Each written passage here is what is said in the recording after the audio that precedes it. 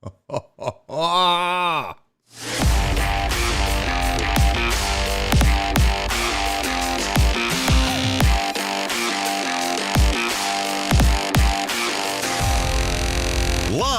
from the BiffNet Studios World Headquarters in Spring, Texas, it's Barry on Deck, hosted by former ESPN Houston radio host and stand-up comedian Barry Laminack, starring Oliver the Cat, written by Barry Laminack, produced by Barry Laminack, directed by, you guessed it, Barry Laminack, featuring sports, entertainment, special guests, film sessions, and some drinking.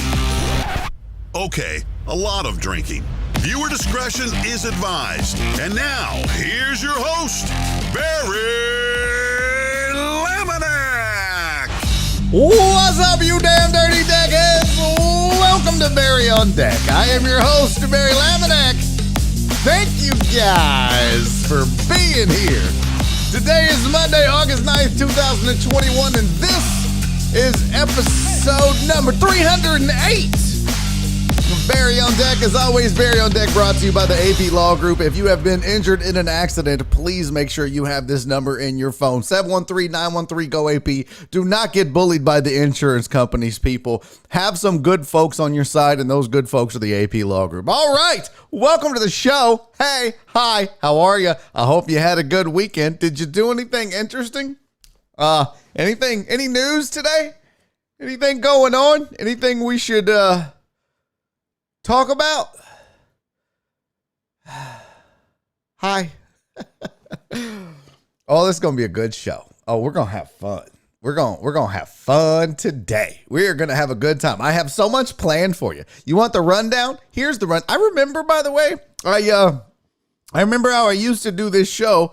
I used to make a rundown slide, and I haven't been doing that. I've been failing you guys. I've got to get back to making a slide that has all the topics for the show for the day. But I can tell you, I've got headlines for you. We're going to talk about tampering in the NBA with Kyle Lowry and Lonzo Ball. We're going to talk about the NFL 2022 Hall of Fame class, potentially. We'll talk about UFC 265. I'll give you my thoughts on what's next for Derek Lewis, Jose Aldo, Cyril Gahn, which I said Gain all last week. I had no idea. I said it wrong. We got Deshaun Watson at practice, but John McClain tweeting out he's never going to play another snap for the Texans again. Holy shit, really, John McClain? Also, did you know we landed on the moon? We'll talk about the Rockies. Lewis Brinson, a Marlin, was in Colorado, and folks said they heard a racial slur being yelled at him while he was at the plate. I've got an update for you on that. We got some quizzes. Quentin Tarantino is petty AF, and I'm here for it. I'm totally here for it. So we have a lot to do. Let me do one thing, though, fam. Let me do one thing that I forgot to do it. Let me tweet the show out. Let me just let me get this going here. Watch sub here. Okay. I forgot to do it. I was, And Crystal, I don't want to hear nothing from you about me being late, by the way. Okay? You just shut your mouth. You shut your stupid mouth. Don't tell me. I was there like, everybody don't be late. And then of course, 2:05, Daddy goes live. So here we go. But yeah, I just want to get this out there. Give some people a chance to come hang. All right. So anything going on? Yeah, let's do this. As we always do, we always start off with the greatest deckhead in the history of the world, at least for the next 2 hours. And that just so happens to be Shelby. Anybody surprised Shelby is the greatest deckhead in the history of the world? I'm pretty sure she's like running away with the Triple Crown, and damn it, I'm here for it. I love it to death. Thank you, Shelby, for being early. Thank you for your super chat. Thank you for getting the first like. Jeff Bell put her down in the books for the Triple Crown of the show. John Dory was in early, so that's dope. Christy was here. Cisco showed up. Jeremy Binniger and P. Jones. Richard Vales. The gang's all here, folks. The gang is all here. I'm looking in the chat now. I see Darian Scott is here. Rudolph Rodriguez. Penguin Katie is in the building. I mentioned Alex Villanueva, Eric Resendez, and Scott Hanza, and Ray Lucio. What's up, bro? Nick Gamboa, CC, G-Man, Jen, Tony, the handsome Tony Garza, KD, Stream Elements bot, don't time us out. What? Is the Stream Elements bot timing you guys out? Uh-oh, that's not good. Incarnate, Marty, what's up, dude? All right, let's get to it. Marsha, Mimi. I love when the ladies show up. I'm here for that. John Westing is here. Okay, let's go. So let's wrap a taste. We got plenty of sports. You want to do sports first? I think we should maybe let's talk some. Just kidding. I'll give you what you came for. As long as you promise you don't leave after you get my thoughts on it. Because that's what happens, right? Something happens at ESPN or in Houston radio or whatever. And then I come on and, talk about it, and then you guys bail. But you show up early. I'm here for it. Stick around. We got a lot of fun to be had, for sure. Yeah, thanks, John Westing. You like the, I don't know, felt like a good day to wear it,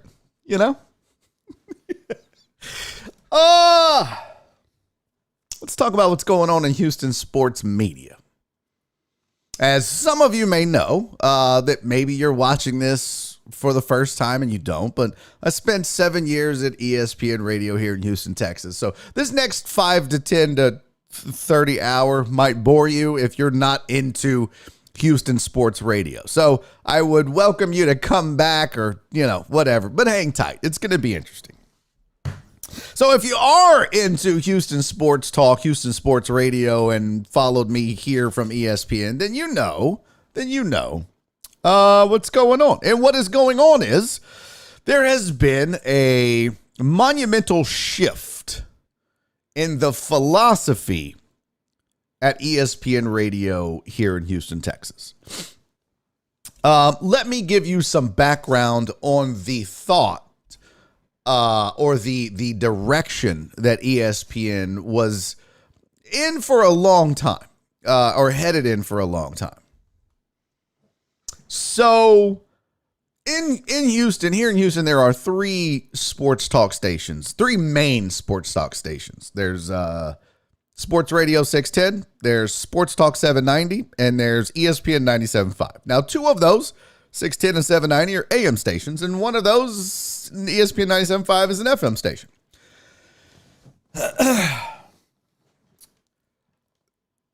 Two of those stations, the AM stations, are what are known as flagship stations. These are stations that have anchored themselves with a major market team that exists in the market. So they run their games and do play-by-play. And in return, the benefit of the station is a lot of those fans kind of stick around and listen to that station. Okay? Now, there's a thing in this business that we all kind of know, that AM radio, for the most part, has an older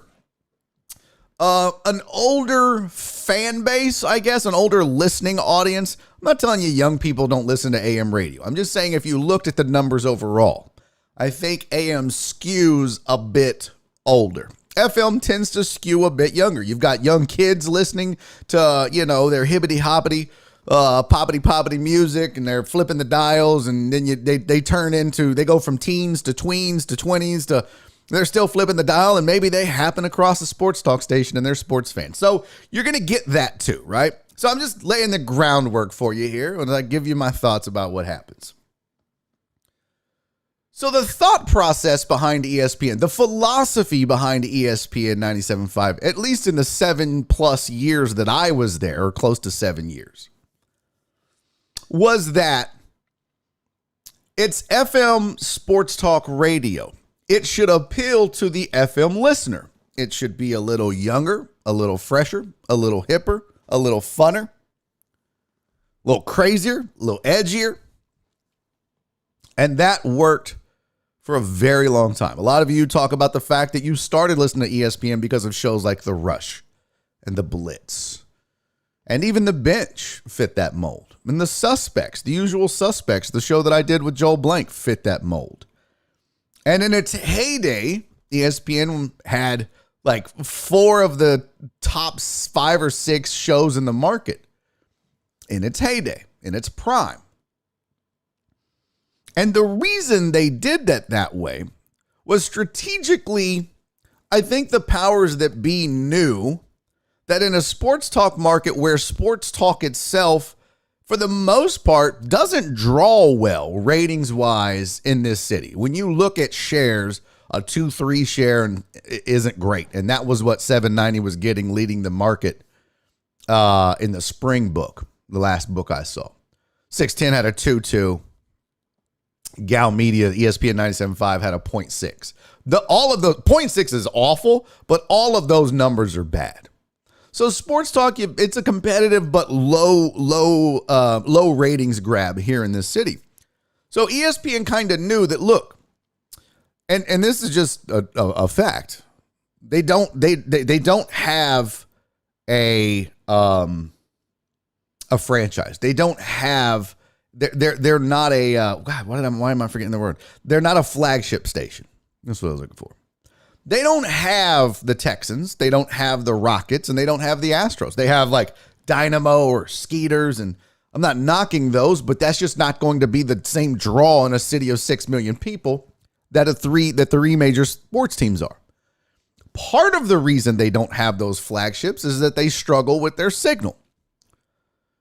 And I'm not throwing shade here. These are just facts. Everything I'm going to tell you today is facts. I'll let you know when I give you my opinion. But the fact is, ESPN struggled with their signal. That's why they have 92.1. That's why they bought another, this has been well known and documented for a very long time. Sometimes when you struggle with your signal, ratings can suffer. Which is why there was in my mind, there was a push to have a Twitch feed, to have an alternative for people to listen to have a second signal, to have a second station. So when you have a signal that you struggle with at nights, especially, or when there's a dust cloud or rain or someone farts and your signal goes down, sports teams are going to be hesitant to want to give you their business. And I know this for a fact because I know someone in a position with a sports team that said, yeah, we would negotiate, but it wouldn't go very far. We would talk to them, but it was like, you don't fix your signal, we really can't do anything. It doesn't behoove us to do that. So it becomes an issue. So the philosophy behind ESPN then switches from, all right, we're not a flagship. We are on FM, which is a younger market. We really need to be edgy and have fun and give a different spin on sports. And this is how they've been able to compete in this market. Because 610 and 790 compete with Texans fans and Astros and Rockets fans and their flagships and their AM, and they're not far from each other on the dial, but everybody knows of these two. Here's the crazy thing. If you talk to a sports fan in this town and you ask them what station they listen to, the chances are it's going to be either 610 or 790. A lot of times, if I met someone and I said, oh, I'm on ESPN radio, they go, like the national? I'd be like, yeah, it's in 97.5. And they were like, oh, I thought there was just 610 and 790. A lot of sports fans don't flip to FM to look for sports. We're ingrained that that's an AM thing. So ESPN really had to compete with not being on the AM dial with their competitors, not having a flagship, and dealing with a younger market in general. So being edgy was their hook. Being a little crazy and wild was their hook. And it worked. And it worked well, especially when the Blitz took off. The Blitz spent a year at the top of the ratings. And the reason they spent a year at the top of the ratings is because they were edgy and fun and dangerous and crazy. You never knew what was going to happen. You never knew what they were going to say. And they also knew their shit when it came to sports. So they could bounce back and forth into shit talking, out of it into sports, and it gave people something different. The people that listened to ESPN 97.5 were tired of their dad's sports talk stations. That's the perception. I'm not saying that 610 and 790 are your dad's sports. I'm just telling you, like, these are the perceptions, right? AM sports talk feels boring. That's the demographic for ESPN 97.5. If having stats regurgitated on a continual basis, and breaking down the third string long snapper for the Texans is boring to you, boy, do I have a station for you. It's ESPN 97.5. We talk sports. We don't just fixate on the local market because this is a transplant city. That's the other benefit of being ESPN. If you're not attached to the Texans, Rockets, or Astros, you can talk about them, but you have the ability to deep dive into other teams, the Saints, the Cowboys, whatever it is you want to do, because this is a transplant city. And there are a lot of people that are sports fans of a lot of other teams besides the locals. I've learned that just doing this show. So I will say that there was a formula. And I love White Magic telling me that these are my opinions and not facts. I'm just okay. Because you worked there for 7 years, right, White Magic? Please stop. I mean, there's two guys in the chat that also work there that I'm pretty sure would validate everything I've said to this point, White Magic. So hang tight and yeah. Okay. I gotta stop reading his messages sometimes. So ESPN had its best years and its most success when it was bucking the traditional sports talk system. We were young on the station, relatively speaking, from a topic standpoint, from an in-your-face style. You had Raheel and Dale had a show for a while. The things that we would do, male golfer, female golfer, food. You're never getting that on 610 or 790. The closest thing to what ESPN programming was on AM was Matt Thomas. Matt Thomas, good afternoon, strippers. Like, no one else is going that route. If they get funny, they're, it's within the context of sports, and they're not getting. Matt Thomas would go off the rails. Matt Thomas would do some fun, crazy, wild thing. It's why I loved Matt Thomas. It's also why I loved John and Lance when they were on 610 and Lance when he was on 790. He was fun. He was interesting. He knew his stuff, but he wasn't boring.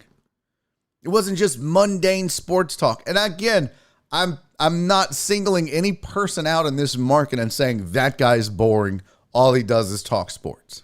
Because I listen to a lot of the shows, and a lot of guys will go into non-sports topics. But okay, let's get back to the punter battle in camp.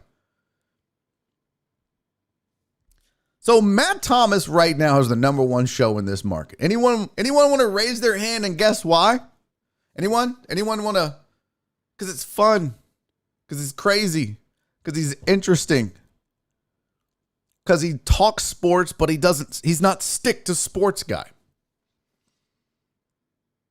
Stick to sports guy has a market, has a niche, but a lot of people are tired of that. A lot of people want some fun with their sports. And so ESPN thrived on that until they didn't.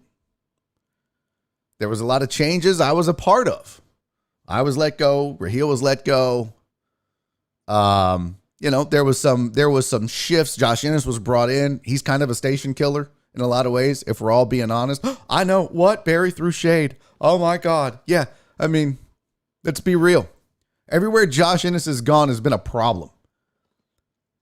He's came and went on all three stations in this city. I mean, there are other guys that have done that too. But the fact is, when he's left, it's been worse than when he got there. Usually people go and then they get a better gig somewhere and go and leave in a good. That's not the case. So I'm not blaming Josh Ennis for the downfall of ESPN, but I can tell you this. After I was let go, after Raheel was let go, the station got. Now this is an opinion. You took two guys that brought a lot of what's the word I'm looking for here? I'm trying to be judicious and politically correct as I do this. Because I'm not in the business of burning bridges, but I've always been open and honest with you guys, and I'll continue to do that. I think Raheel and I brought some flavor. I think Raheel and I brought some youngness, some hipness. We talked sneakers, right? On our own individual way in our own individual shows. We were edgy. We did things different. It wasn't traditional sports talk. That fit the mold of what ESPN was. We didn't have contracts and not a lot of sponsors. And in the midst of a pandemic, They needed to let us go, despite maybe getting loans or whatever. There was a choice they had to make, I guess. So they did. So they bring in Josh Ennis. Things get kind of weird. There's this paradigm shift in the nature of shows on ESPN. Maybe the Blitz got a little old and a little grumpy and a little full of themselves, if we're just being honest. As a whole, not individually. I still love my guys. But you can get cocky. It's why I always say when something good happens on this show, I don't want to jinx it. That's why I don't talk shit in fantasy when I'm winning, because eventually it'll come back to bite me. And in ratings, and Joel and I would talk about that when we were number one in the books. We would both be like, wow, I don't want to brag and jinx it. I don't want to talk shit and jinx it. We were proud of it, but we didn't want to jinx it. And I believe in jinxes like that. But Fred and AJ were good at what they did, but I mean, they got kind of grumpy. And I love Fred, and I love AJ. I like AJ. Love might be a little strong. Love Fred. But Josh had an issue. Couple of issues with people there. Josh caused some issues. Then there was this kind of shift in philosophy. All right, no politics, no off the rails. Everybody stick to sports. We need to stick to sports. Let's stick to sports. We got to stick to sports. And this is a philosophical change. Part of this may be program director related. Part of this might be from other folks within the organization. I don't know for sure. I wasn't there. But it got worse, and it got worse, and it got worse. And the worse it got, the more sports they threw into the mix. And the further away I think that they got from their roots, those 15, 60 days, those corporate pile of dung, those C-Pod, double rods, outlaw radio, sports but different, Blue Light Cemetery show. And if you know what I'm talking about, then you know what I'm talking about. And if you don't, Google it. But this was the roots of what ESPN 97.5 became. Dave Tepper brought a different mix as the program director. And it was fun. And they got away from fun. And now, fast forward to today's announcement. And I'm definitely interested in this new lineup from a standpoint of how are they going to compete against 610 and 790. So if you didn't hear the news, and I'm hoping they announced this already. I knew last week. So if they didn't announce it and I steal some of their thunder, I'm sorry. But I gave them 36 hours or whatever. I didn't. You can ask the Discord. For those of you that are just tuning in for the tea, for me to spill the tea, and you're not a member, by the way, if you're not subscribed to the channel, just go ahead and throw your boy a subscribe. It's free. Turn on notifications. When I go live, you'll find out. But if you're not on the Discord, I've told people, get ready on Monday. It's going to be interesting, but I never said who. I never said what. And if you missed it, John and Lance are still the bench. I think they do an hour less nowadays. Dell has moved to midday, so Dell will no longer be producing the bench. Aaron Raybold, who was the producer for the Blitz, is now going to produce the bench in the mornings. Dell will now produce Charlie Palillo's show and a new show. I don't know what it's going to be called, but it's going to be Joel Blank and Jeremy Branham. And I worked with, when Mike Liebeshock and I did Houston Game Day, and Mike left for Baltimore, his replacement for Game Day was Jeremy Branham, and he and I worked together for a while. And I loved Jeremy. Our styles could not have been more different. It was oil and water on air. He is a great dude. I love him to death, but he is a very much stick to sports, polished, buttoned up, not going to get crazy with you because he didn't. I tried. He wouldn't. I tried. So it's going to be a very sportsy show with Jeremy added to the mix. It's going to be, he's got, look, I get it. He's play-by-play for U of H, and he's good at that. I love Jeremy. I know what you guys thinking, by the way, that I'm throwing shade at. I'll let you know if I am. I'm not scared to do that anymore. So it's Charlie and Dell is producing, and then it's Jeremy Branham and Joel Blank with Dell producing. and that's from 12 to 3. And then from 3 to 7, it will be, so for 4 hours. So now they've extended their drive time from 4 to 7 to 3 to 7. And it's 3 new kids. And I said kids. And I probably, that might be offensive. But these are young, at least in terms of being ready for a drive time. Now, it's Cody Stutes. It's Jake Asman. And you'll have to forgive me. I don't know the dude's name from Austin. I never bothered to look it up. I know Cody and I know Jake. I love Cody Stutes. I love me. Cody has been a guest on this show several times. We have talked behind the scenes about things. We have helped each other when we were down, when he was at 610 and I was at ESPN and struggling with chemistry for me and Joel. Cody and I would talk and he would give me advice and then he would ask me for stuff and I would give him advice. I love me some Cody Stutes. So I'm excited that he's getting an opportunity to do drive time. It's his turn. As far as Jake Asman, I don't know Jake that well. I never really hung out with Jake. I never really talked to him. I know him and Cody did a show on the network, the national network that ESPN had. Didn't go great as far as I know. Totally agree, John Wesley. John Wesley says Cody is good people. I'm glad he's back in the mix. 100%. He was the one text message that I sent out. I'm really happy for you, Cody. And I am. Jake, I can tell you expect a lot of sports, expect a lot of statistics, and expect a lot of New York. If you like New York and your sports talk, you're probably going to get that with Jake Asman. And the kid from Austin, I have no idea. I didn't even listen to his auditions with Fred. A lot of people just saying, yeah, he's just a young dude, just a dude making his way. So this was definitely a paradigm shift. Oh, and by the way, Beautiful Andrew is going to be producing that show. So that's the new lineup. It's a very sportsy, it's a very buttoned up, it's a very straight-laced, no craziness, and that is the direction, as I'm being told from sources inside of Gal Media. I mean, come on, folks. We've listened to The Bench. I drove around listening to The Bench last week, and I had to listen to John Granado and Lance Zierlein do a player spotlight on Bradley Roby for 2 segments. If you think John and Lance wanted to do that, and I don't know, I haven't talked to them, this is just my opinion. But if you think John and Lance,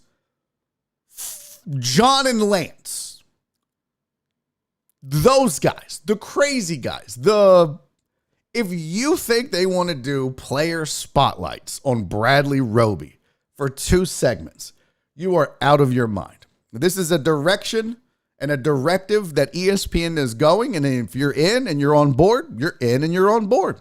And again, I'm not joking. Tyler said he thought it was a joke. I'm not throwing shade. I'm just talking and giving some opinions. I'm not attacking or roasting. I want to make that very clear. I'm still friends with almost everybody over there.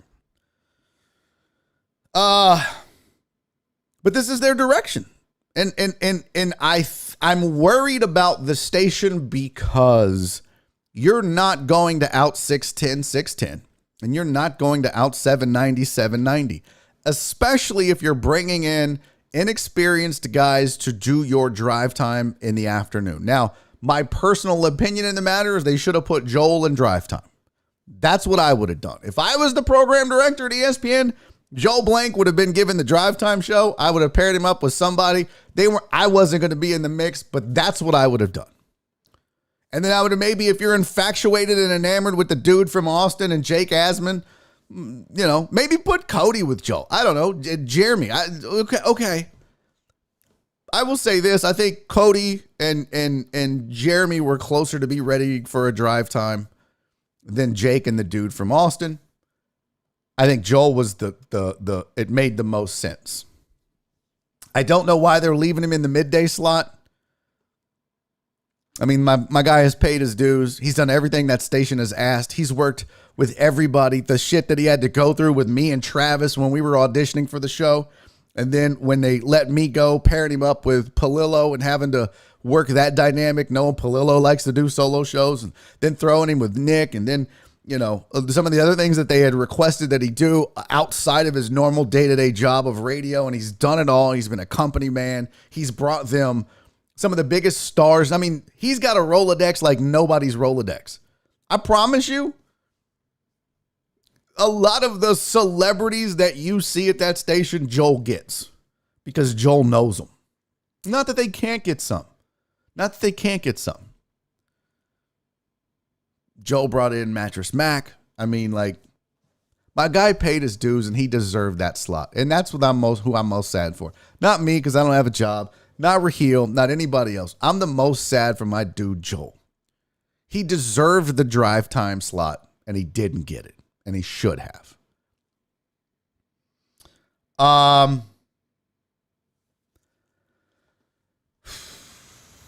Now, let's talk for a minute. And this is probably where I'm going to upset some folks, some of you, some of the folks that work there.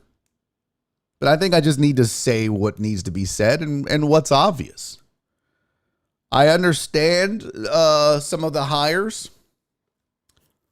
What's crazy to me, though, is you had 3 white guys making these decisions.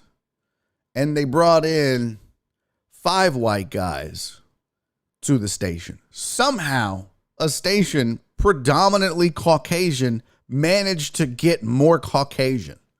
And I don't understand that part of it. I think in this market, we lack diversity in race and gender in sports talk in Houston. Let me explain how this works, especially to the white people that are like, I don't get it. I understand. I can tell you that if you're a female sports fan, if you're an African American sports fan, if you're a Hispanic sports fan, if you're an Asian sports fan, if you're Middle Eastern, you like hearing somebody that represents you. And this is why I think the Raheel and Dale show was so important. It was so important to have that show. Nothing like that existed in this market. And it gave young, non-white dudes and chicks and people of color an opportunity to hear someone like themselves talk about things that they were interested in and still be sports adjacent. That really doesn't exist in this market. Now, I want to give credit to 610 and my guy Armin over there. When he built that show with Clint Sterner, when he replaced the weird basketball guy, he brought in an African-American gentleman from Kansas City, the show. Indy Kalu exists on the air at 790. I mean, there are attempts being made. John Lopez. I mean, there are every single person at ESPN 97.5 that is an on-air talent is a white person. That's a problem. They're a white man hired by 3 white men. They 2 white dudes and a consultant that they brought in that was a white guy. And I think this is a misstep on their part. And somebody said, well, what are you going to do? Right? There's what are the choices? Are there a lot of choices for, African Americans or Hispanics or females in this market that are ready for drive time, that are ready for that? Maybe if you want to groom them and get them ready on Saturdays like I did for 4 years or, afterwards or whatever. If you're going to go to Austin and pluck a guy out of a market that happens to be a white guy, you could certainly go to any market in this country and pluck a guy out. And that guy or gal doesn't have to be white. There are plenty of people in this business who are not white dudes that are ready for a shot in a market like this, at a station like this. And I think that of all of these things, and we can talk about the lineup and the sportsiness and everything else, I think that was the big miss here, in my opinion. I think the big miss is they had an opportunity. They brought in 5 new people, 1 producer, and 4 on-air talents. And all of them were white dudes. That's the miss. That's the miss here.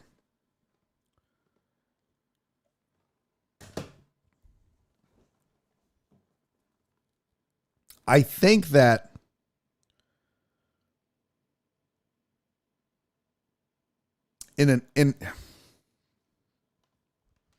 if you're going to shake things up, you really needed to shake things up. I understand their direction. I understand their desire to be more sportsy. They're being told that. I know there are people that work there that have wanted that station to be all sports, like an AM sports station forever. Those people didn't fit the culture and the spirit of ESPN 97.5, but they have eventually gotten their way. I'd also like to point out that now, knowing what I know and seeing what I see, I just wish, my only thing is I wish they would have been a little more honest with me. I just noticed my screen is all crooked here. Let me fix this. Hold on. God damn it. When they let me go, they told me it wasn't about performance. They told me it wasn't me. It was COVID. So I'm making this about me now for a second. When they let me go, hey, it's not you. No, it's just, we don't have money. Well, then I find out that there was a loan that was obtained. Somebody tagged me on it. So I don't want you guys to think I'm out here looking up dirt on my former employer, but I got tagged in a post and a tweet. And it showed that they had gotten a big ass loan before they cut me and Raheel. That made me feel bad. So it wasn't about money because you had money. And maybe I don't know the ins and outs of the business. But I think what really hurt was when you tell me it's not about performance, that it's about money, you didn't bring me back. You got the money to bring in 5 new people. 3. You got the money to put together a 3-mic drive time show now. So it wasn't about the money. Either you knew back then you were headed in this direction and you used the pandemic as the excuse, or something else. That hurts. I would have just rather them told me to my face, you're just not in our plans, Barry. We don't like the way you do radio. You're not bad at it. We just don't like the way you do it. It doesn't fit what we want to go towards long term. I could have dealt with that. I'd be like, I get it. My style isn't for everybody. I totally understand that. Totally get that. But I felt like I got lied to. And that bothers me some. I mean, by the way, I'm over it. I love this. I got to be honest with you. For those of you that I know were rooting for me to get a gig back at ESPN and wanting me to, I'm not so sure I would have taken it, to be honest with you. It would have had to have been a really sweet offer. And let's be real, they weren't giving me that. So if they would have offered it to me, if it wasn't really good, I probably would have declined anyways. And those of you that know me well enough to know those conversations can validate the fact that I've told people over the last 6 months, I probably wouldn't take it if they offered it. So I'm just being honest with you. I'm just giving you, and again, I don't want you guys to think that there's hard feelings or that I'm upset. I mean, yeah, I felt like I kind of got lied to on the way out, whether it was AJ or whoever. But that's okay. Everything happens for a reason. And I wouldn't be here with this show and you guys hanging out with me every goddamn day had it not happened. So, there you go. That was, wow, it is 2:45. Holy shit, we just spent almost 45 minutes on that. Okay, 40. I started at 2:05. Shut up! I'm happy to open it up. Look, there's been a lot of chat messages, and I tried to not pay attention to the chat because I didn't want you guys distracting me with opinions, and I needed to get that out. I wanted to give you an honest assessment of what I think. I wish them all luck. I hope it goes great. I'm rooting for my boy Cody. I'm rooting for my boy Joel. Obviously, I'm rooting for John and Lance and Aaron and Dell and Jeremy even. I'm rooting for those guys. I want them to win. I hope they win every book. I really do. I hope they win every book. But that is my assessment. That is my assessment of what's gone down. So I'm sure that wasn't the smartest. If I had an agent, they would be texting me right now going, dude, what are you doing? Don't go out there and be honest. I don't feel like I attacked anybody. I don't feel like I talk shit. Just gave you some insight. So, okay. Anybody in the chat have questions? Anybody? Yeah. Julie Takahashi. She was great. Yeah. P. Jones says, sucks. We got to have this conversation. Yeah. Why wasn't Jerry Bow in the lineup? Yeah. A lot of qualified people in this city. They got rid of Throw Shade Thursday. Didn't know that. Barry, I'm going to need you to add Juggalo Trey and Jong to your show. What's up, Celio? And you know what? I just got to say real quick, it's good to see all these faces that were rocking with me the first 3 months back, by the way. I do like that y'all only come for the dirt, and then I won't see you motherfuckers again until something crazy happens in 6 months. But I'm glad to see you here at least for a day. If you just got here, you missed it. So go back and watch from the beginning. Luis Alea said, I'll be honest, I don't care about the race of the person who I listen to. Barry isn't Hispanic and I identify with him. I'm not white and the Blitz introduced me to sports radio. I respect that. I totally respect that. I would be willing to bet you though, Luis, there are plenty of people out there that would like to see someone that reflects them and who and what they look like. Let's see. Jerry Bo said, it's all love, Barry. Who is the new PD? No word on who the new PD is. And that's the last thing, Brian. And good to see you, Brian. I think that it is interesting to me that you would, and it doesn't make sense, right? This is the equivalent of you have fired your GM. My God, this sounds like the Texans. Wow. Somebody made the comparison of ESPN and the Texans. I was like, don't put that evil on them, Ricky Bobby. But it's almost unheard of to build a lineup knowing you need a PD. That's the only thing I think is the biggest head scratcher. I mean, some of this stuff is head scratchers to me. But why would you build what the hell?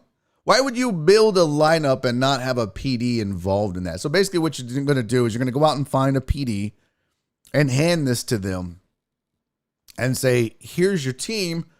When they could have had a chance to be involved in that. Now, maybe they had a great reason. Maybe there was a specific reason behind that. I don't know. Justin calling AJ Bill O'Brien is fucking hilarious. But I feel like I would have let a PD at least be involved in this. I know they hired a consultant, and maybe that's the plan. Maybe they're going to make this consultant guy the program director. Who knows? Maybe the program director is already in-house and was just involved in all of these meetings and conversations. I don't know. I don't work there anymore. They obviously don't like me. So, but I do find it interesting. You would build a radio lineup to compete in a market where you are just getting destroyed. And instead of going out and saying, you know what, let's go get us a badass program director, just like 610 did. And no, I'm not kissing Armin's ass. But let's say you go out and you say, yo, we need a reboot at this station. And all stations, by the way, go through this. ESPN is no different. 610 has done this. 790 has done this. It was ESPN's turn. They had a really long run. But what 610 did is they said, let's go out and get a program director, a young guy that can come in and do some different things and give him the keys of the kingdom and let him build it. Let him build it. That's what they did. So it's a weird move. It's weird to see that they're building a lineup and then they're going, all right, here's your people. And I'll be honest with you, to me, and this is just an opinion, so we're talking opinion here. That means that to me, that says that's a money thing. That's a money thing. Because any PD worth their salt is going to come in and say, I want these guys, and those guys cost a lot of money. And I'm not so sure that they wanted to spend and invest a lot of money right now. They had a ton of money invested in the Blitz. They have a ton of money invested in the bench. And then Charlie Palillo, those are staples in this market. Those guys aren't cheap. That's how this business works. If you need to save money, you get guys like me and guys like Joel that haven't been in this market for 20 years and ruled this market for 20 years. Like all of those guys have and did. So I think maybe this was a money saver. Let's go out. Let's get some good dudes. Don't have to pay them a lot. And then we'll bring in the PD after that and go, all right, here you go. I will say this. I'm surprised and impressed that they didn't go internal for the PD, and maybe they still will. But that's been kind of the MO at Gal Media, where they'll bring in, or the PD will be someone in-house. So you don't have to pay an extra salary. You pay a stipend, kind of like they did with AJ. Right now, John was an on-air producer, and he had a PD role. So they gave him some money, but it would have cost him a lot more to hire a program director for the 6th largest media market for an FM sports talk station than it was to just give Jong the duties or get AJ to do the duties. So I got to say I'm impressed. At least they're going to go out and pay money for a full-time program director that won't be on air, at least to start.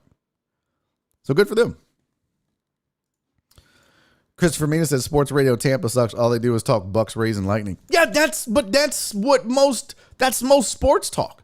That was the appeal of ESPN. That's the appeal of, no, I'm not bragging here, but that's the appeal of a show like this. Guess what we're going to talk about today? We're going to talk about Derek Lewis. We're going to talk about Kyle Lowry and the Heat. We're going to talk about Deshaun Watson. We're going to talk about the Colorado Rockies. We're going to talk about the Astros. We're going to talk about the Rockets. And we're going to talk about Quentin Tarantino and living on Mars here in Houston. And, probably I'll curse a lot at some point. I'm going to tell you, I finally learned how to relax. I'm so proud of myself. Also, I look stupid. Probably poop or penis stuff might come up here in a little bit. So look. I wish them all the best. All the best. I cherished the time I spent at ESPN. I loved every moment of it, even the bad ones. It made me a better person. I made some great friends out of it. I worked for some great people. I met a couple of dicks. Yeah. I lost some friends. Yeah. But I'm proud of my time there. And I really do wish them all nothing but the best. So, by the way, I see my little chat bot that I set up is working. Huh? Who's fancy? Huh? Who's fancy, guys? Look, where'd it go? Where's my little chat bot at? He's in there telling you my socials and what else? Okay, so if you have questions, if you have comments or anything like that, I don't know. We can do it like an AMA real quick. It's 2:53. I don't have to pee just yet. Oh, hey, so good point, by the way. I talked to the people at Podbean, Eric Resendez, about going live on Podbean and you guys getting the full audio. Like if I play this, or if I play this. Pull up your pants, take off the bra, and be a man. Or I play this. Who the fuck is that guy? Or sitting on the corner doing dope or the break videos. On Podbean, you guys don't hear that stuff. Right now, there is no way for you to hear that. I have actually confirmed with them that I can't play the system audio. So now I got to go find a new way to live stream just the audio for this show. So those of you that don't want to watch YouTube can just listen. I'll find it. And don't forget, we are on podcast. So if you just want to listen later and not live, you can listen on, iTunes, Google Play, Pandora, Spotify, all of those. Barry on Deck is on all those. Just add it to your podcast rotation. Listen while you're pooping or mowing the yard or, I don't know, at the massage parlor, whatever it is, getting people to touch your booty hole, however you do it, Deshaun, call me. So, if questions for me, chat, I'm on page 1 of the chat. Now, I will read any questions that you may have. I'm not going to, no, some of them I might not. White Magic, you ain't about shit. I see that comment. I'm not putting that on the screen. Let's see. I'm not saying I'm not going to listen, but I'll be listening with a stank eye. Okay. Why isn't Tyler PD? Well, it's very possible that he would be or could be. And maybe that's going to be the thing. I mean, that's essentially what the assistant PD is, right? You're grooming them to be a program director. So maybe that'll be the thing going forward. Who said they had an AMA? Perry had an AMA. What was it, Perry? I missed your AMA. Where is it? Where is it? Okay, do it again. I'll find it. So Eric says, it's not that I don't want to watch the live stream. It's just that I can't. No, I totally understand, dude. I totally understand. I do. I really do. So I'm trying to find a way to live stream. Podbean was one of the few that offered the ability to live stream audio, but they can't do my system audio. So I don't know what else to do. I would have to load all my commercials and all my sounders. And when I did them on YouTube, I would have to do them again on Podbean, which is going to be a night. If I had a producer to do all that, sure. But just as is, it's impossible. So I'm sorry. I tried though. I'm really trying. Andrew Clay, what's up, buddy? Andrew Clay said, ask me anything about anything. How often does your bladder dictate your break? I usually try to get to a break at 3 o'clock no matter what. I usually try to go to a break. If I don't have to go, then I can power through. But I drink a lot of Diet Coke. So eventually around an hour, my God, daddy got a pee-pee. Truck Driver Pookie said, AMA, what's up with the fantasy football parties? Oh yeah, by the way, if you are on the Patreon and you are on the Discord, and if you're not, well then I don't know what you're doing with yourself, but you can join the Patreon. Go to patreon.com/Barry on Deck. It allows you to support the show on a monthly basis. Keeps this thing rolling. And you get to do stuff like participate in our fantasy football leagues this year. We're going to have at least 3 leagues. One's going to be a live online draft. 2 of them are going to be in person at Dan's Seafood and Wings. So you can come and hang out and eat, and I'll be there, and we can drink and party and draft, and it's going to be a lot of fun. There's still some spaces available for the live in-person drafts. So go sign up for those. All the info is on the Discord. All you got to do is just look for fantasy, and then if not, tag me on the Discord and I'll find the post for you. But it's super easy to get to. Super easy. So yeah, I'm looking forward to that. I know I need more water. I have my water right down here just in case I run out. Clarence with the AM. And by the way, I don't screen these, so they just go up. If they're like, oh, then I won't read them. But Clarence had the AMAAA. You think they're going to do the Tyler what they did to Jong? Possible. I mean, it's possible. Listen. That's the beauty and not the downfall, but that's the beauty and the struggle for a station like Gal Media. The beautiful thing is it's a mom and pop-esque type station where it's more camaraderie, it's a family, it's those things. And they can take risks and be a lot more lenient. I mean, God knows we got away with so much stuff on air that Gal was like, whatever, just make good radio. I don't care.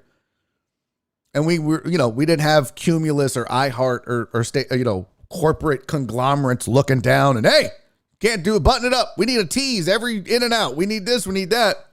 Just go make good radio. And again, I want to point out that's partly why they're doing this, because they felt like they weren't making good radio, I guess. So they had to make some changes. So, but also, one of the drawbacks of being a smaller shop and not a Cumulus or an iHeart is you don't have corporate money. So sometimes you got to get a guy that can produce and be do a lot of PD stuff and not necessarily pay him full PD salary or budget. So I've worked for companies like that a lot in my life. This is nothing new. Gal's no different. Some of you work for mom and pops. You understand that dynamic. This is no different. Incarnate says I have an AMA, but I don't need the timeout. Yeah, I don't want you to get that. Where did that go? AMA, any good podcast to listen to instead of ESPN 97? This one, bitch. What else? Tony, AMAAA, on your last day, damn it, get it back up there. On your last day at ESPN 97.5, did you steal something or at least poop in someone's office? No and no. I didn't steal anything. Tyler, AMAA, did you do the private house gig in the nude? Oh, we got to talk about that. Oh my God. Okay, I'll tell that story on the other side. I did a private gig, comedy gig in Dallas for a family. And one of the wildest things I've ever had happen to me during this private gig. So I'll share that with you guys. Did I miss an AMAA? I don't think so. There's Tony's. Okay. So we're going to take a quick break. Let me go drain the main vein. By the way, I want to point out, I'm doing really good on the cursing. I'm trying to get a lot better at it. I'm trying not to curse as much. I'm trying to be a little more radio work friendly. I tried that before and it lasted a little while, so I'm going to do better at it though. Christy said, AMAA, how are those cigars? Oh, Christy, I want to talk about that too, because I'm learning some things about this. Oh, you know what I'm learning? I'm learning how to relax. It's pretty wild. So we'll talk about that. We'll talk about my gig in Dallas, which was insane. Joel had AMAA. How's Nick doing? Sounds like he took it pretty hard. Nick's doing good. Now, I just texted Nick. I watched his stream yesterday. You should go follow him, by the way. I've already told Nick, hey, let's sit down. I'm gonna get you going on this Twitch thing, baby. I'm gonna get you helped out. So let me go pee. We're gonna come back. I've got Peyton Manning doing his Hall of Fame speech. I think you're gonna enjoy that. And when we come back, I'll tell you about my gig in Dallas. I'll tell you about my cigar experience, and we'll talk some sports. I got UFC 265 thoughts. What's next for Derek Lewis? What about Jose Aldo? We're going to talk about Deshaun Watson and the Texans. We're going to talk about the Astros. We can talk about somebody yelling the N-word at a Rockies game, allegedly. All of that and more is on the table. Stick around. We can do AMA if you still have questions about Gal Media or my opinions or anything like that. I'm happy to answer those as well. Stick around through the break. Don't go anywhere. This is Barry on Deck. I'm your host, Barry Laminack. Go grab a friend and meet me back here in just a second. See you in a bit.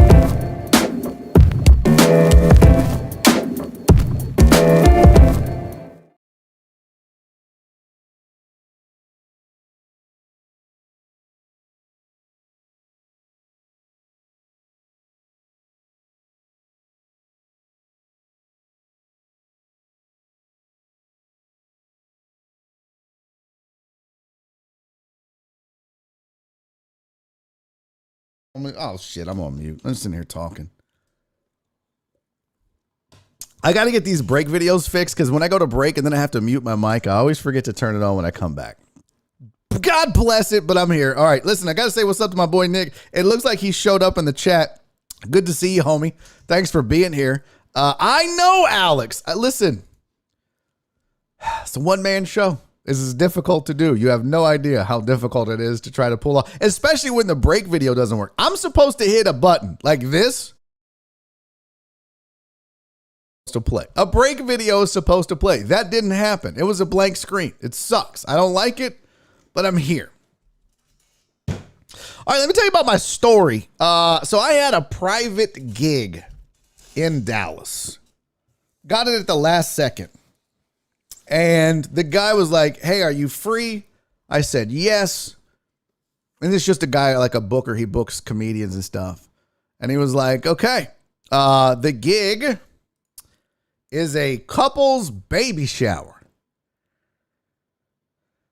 I was like, oh, this is, what have I done? Now, I've done some weird gigs. I've actually done a lot of, like, for lack of a better word, old folks homes. Like, I've done a lot of retirement homes. In fact, I remember one time I did a retirement home where, like, it was like a luau bingo day, and I was the first comedian up. And this woman, she's like 80 years old in a wheelchair, and they stopped bingo for comedy.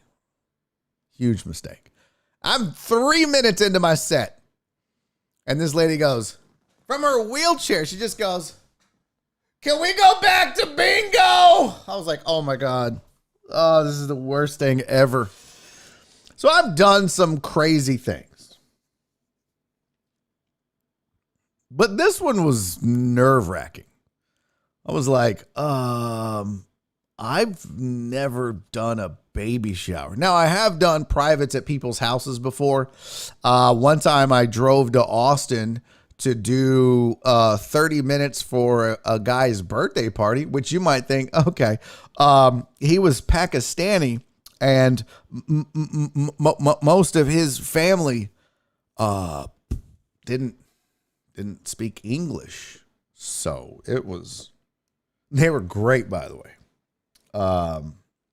So this was a little bit different. I was like, uh-oh.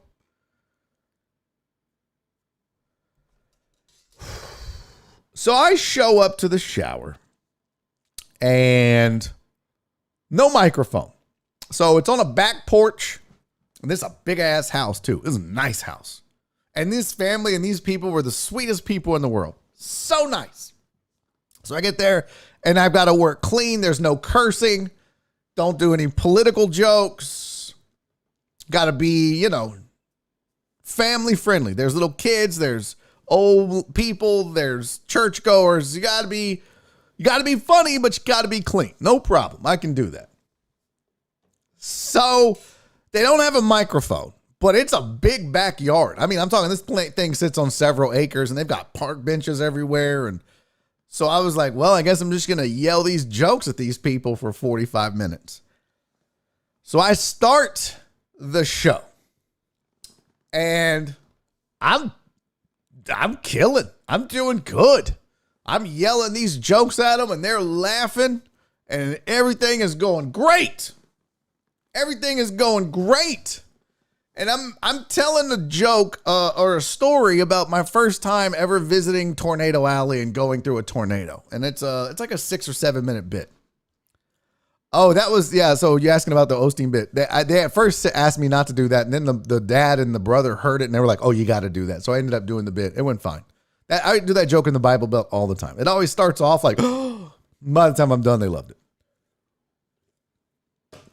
So and then I'm in tornadoes, blah, blah, blah. And I hear this.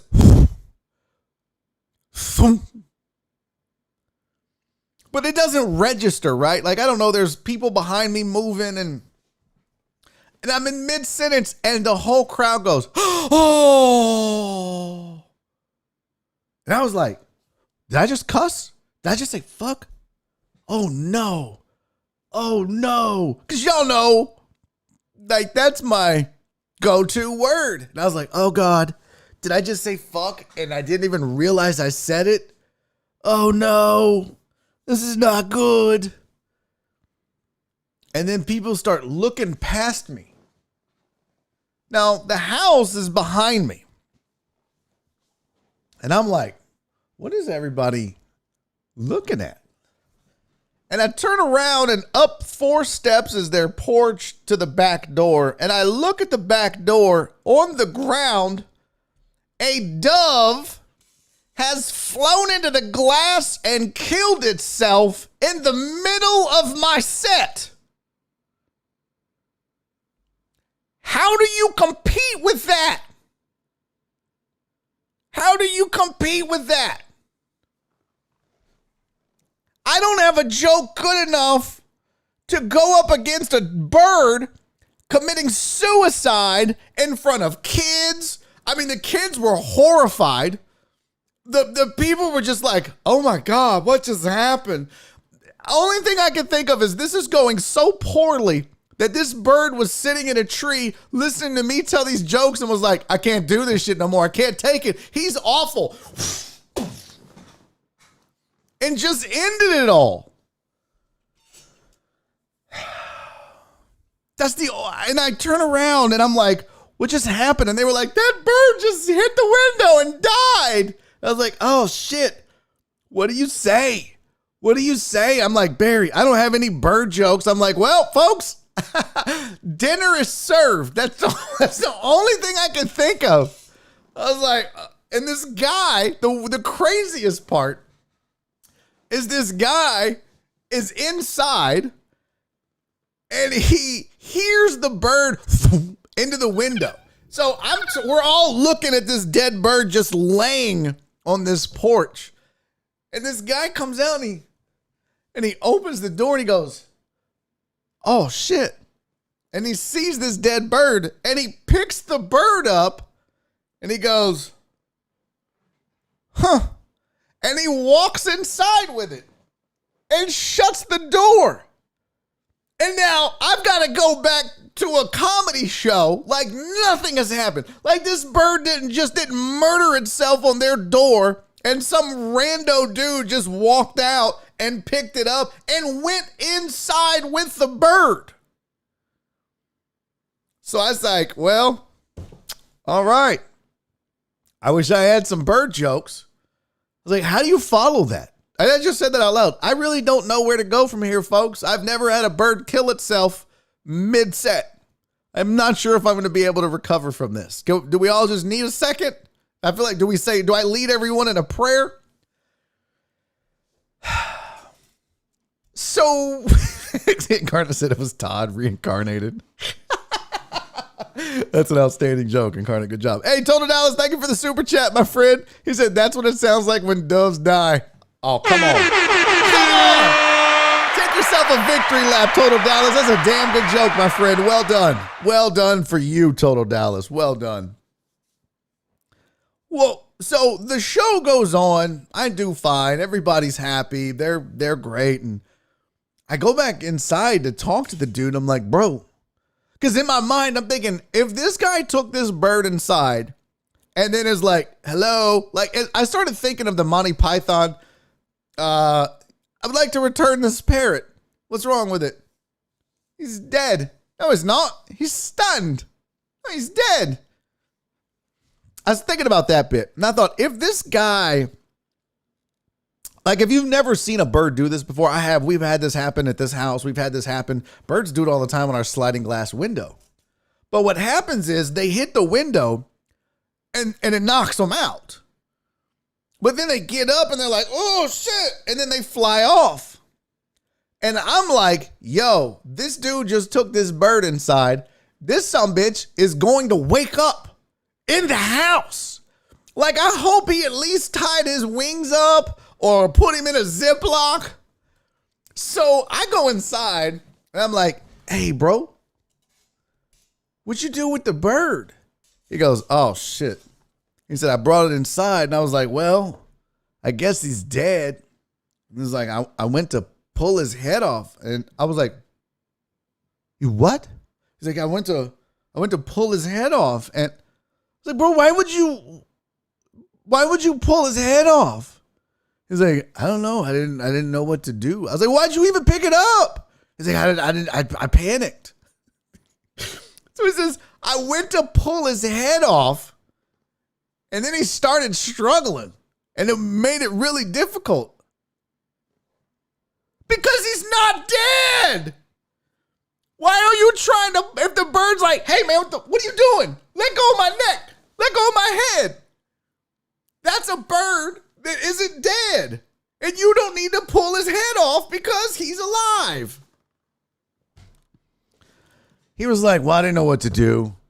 After I couldn't pull his head off because he kept fighting me, I just threw him in the bush. What? So, I don't know. I don't know where this bird ended up. I don't know if he got his bearings and flew off or he's like stuck in a mulberry bush or something. That was some of the funniest shit I've ever seen. Just what?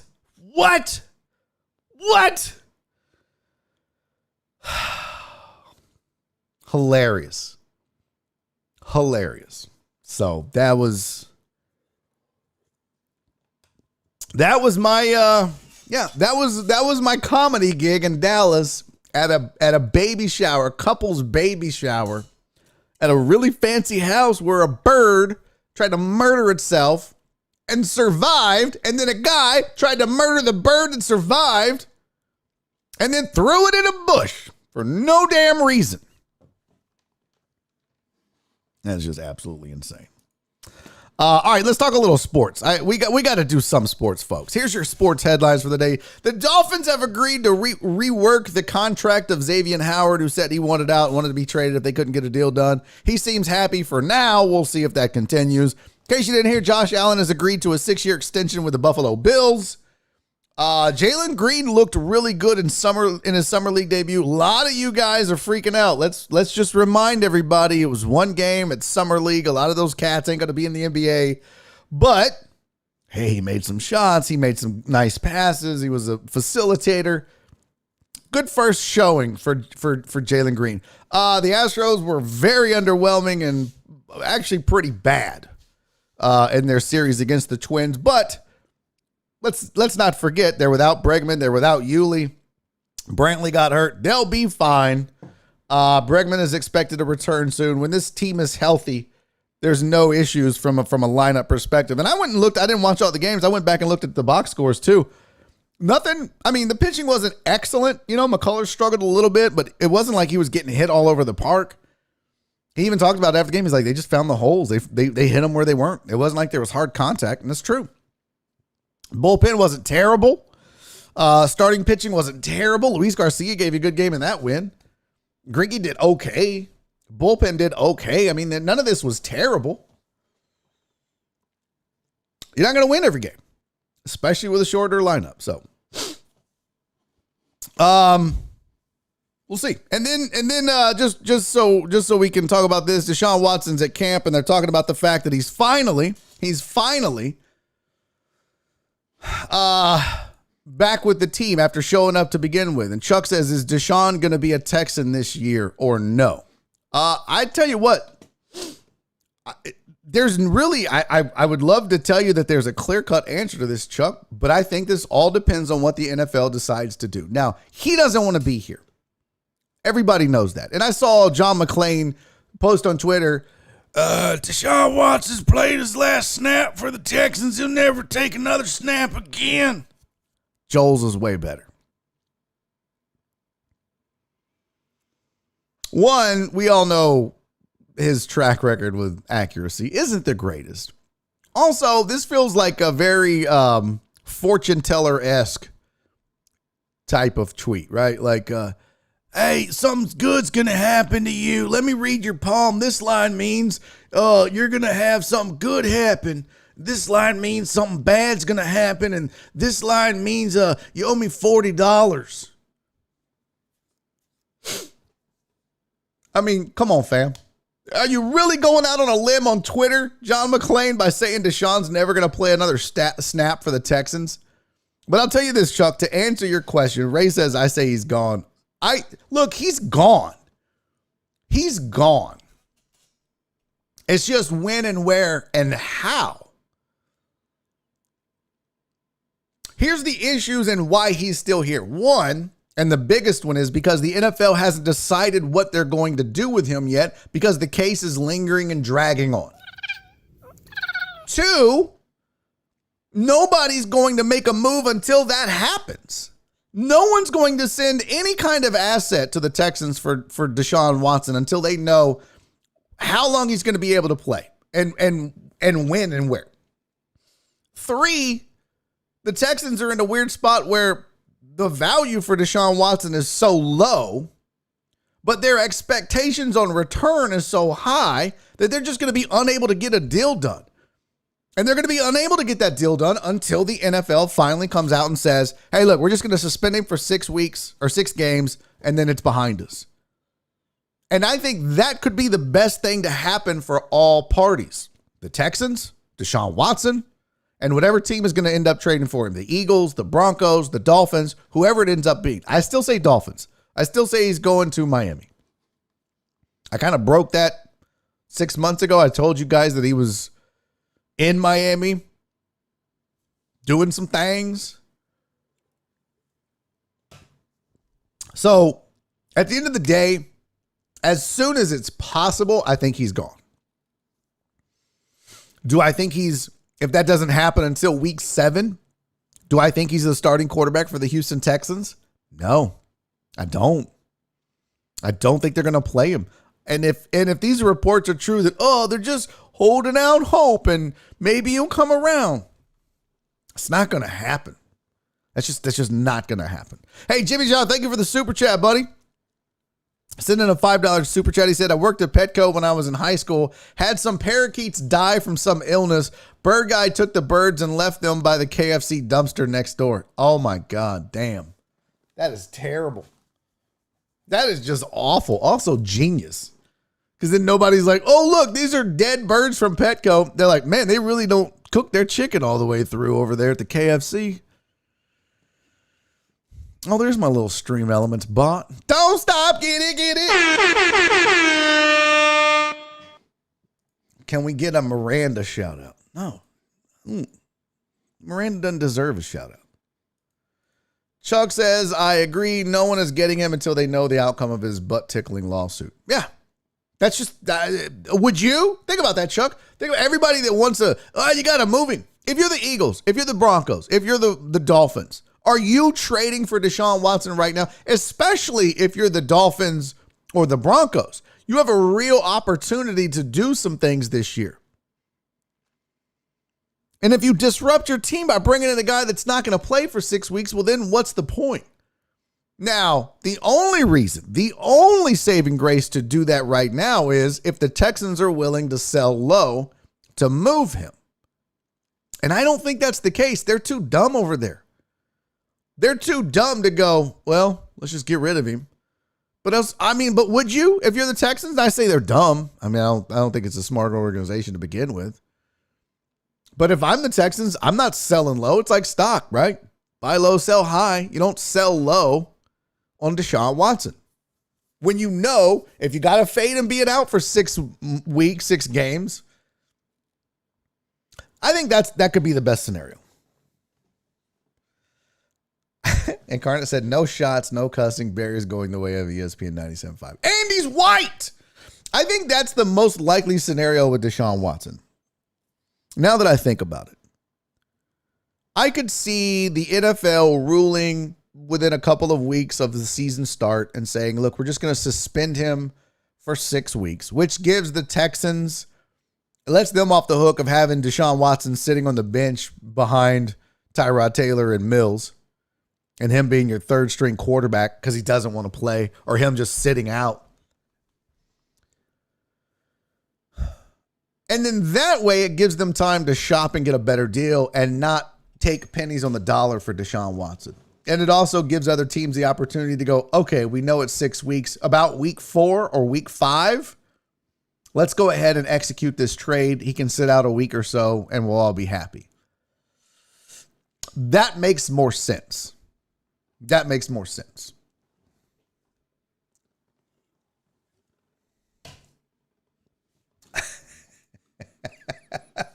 Oh, it's too late now, Miranda. No, it's bullshit. It's too late now, Miranda. You don't get to like us now, Miranda. You were telling Christy to put her phone up. You didn't want to hear it. It's too late to act like you like this show now, Miranda. Those jeans are not flattering, by the way, Miranda. All right. I did want to talk about this story. Oh, and then we got to talk about the cigar thing. I look like a dumbass on Twitter, and I got to explain why. But this story was sad at first, but I think it has a happy ending. But in case you didn't hear, during the Rockies Marlins series this weekend, they suspected that a fan was repeatedly yelling a racial slur at Marlins outfielder Lewis Brinson while he was at the plate. They had video on the internet, and if you listen to it, it sounded like what they were saying. It sounded like someone was yelling the N-word at Brinson while he was at the plate. Well, the Rockies investigated. They interviewed some fans that were, I guess, season ticket holders that they could get a hold of in the area of where it occurred. And a couple of the fans this is the quote from the Rockies. After a thorough investigation that included calls, emails, and video clips from concerned fans, media, and broadcast partners, the Colorado Rockies have concluded that the fan was indeed yelling for Rockies mascot Dinger in hopes of getting his attention for a photo, and there was never any racial slur that occurred. Then they added, the Rockies remain dedicated to providing an inclusive environment for all fans, players, and guests at Coors Field, and any fan using derogatory language of any kind will be ejected from Coors Field. So while it was a day or two of what are we doing, I mean, all's well that ends well. And thank God that Brinson and the Marlins and the Rockies and the people there, I'm kind of glad this was much ado about nothing in the end. And I good for the Rockies for investigating and trying to get to the bottom of it. So if you were wondering and you just moved on after you read the headline that Rockies fans yell racial slurs at Marlins Brinson, and then you were like, well, that sucks. Just so you know, turns out they were yelling for the mascot that you see on your screen, whose name is Dinger. Also, that looks like a Teletubby. I know a Teletubby when I see one. Or that kind of, actually, then that kind of looked at that. Remember that show? What was that show with the dinosaurs? Not the mama, not the mama. Kind of looks like that a little bit, right? Not the mama, not the mama. Okay, maybe I'm too old for that. What else did I want to talk about with you guys? Let's talk a little UFC too. Oh, you know what? Let's do this. Let me get back. We'll do some UFC 256. My thoughts on Derek Lewis, Cyril Gane, Jose Aldo. I'll give you some of those thoughts in a second. Oh, yeah, that looks like Baby Bop, but purple. Isn't that the one? Not the mama, not the mama. Dinosaurs. I watched that show for a week. Okay, so if you follow me on Twitter, I will, Eric, I promise. I'm going to do that. Let me just get this out of the way because somebody was asking me about my cigars. So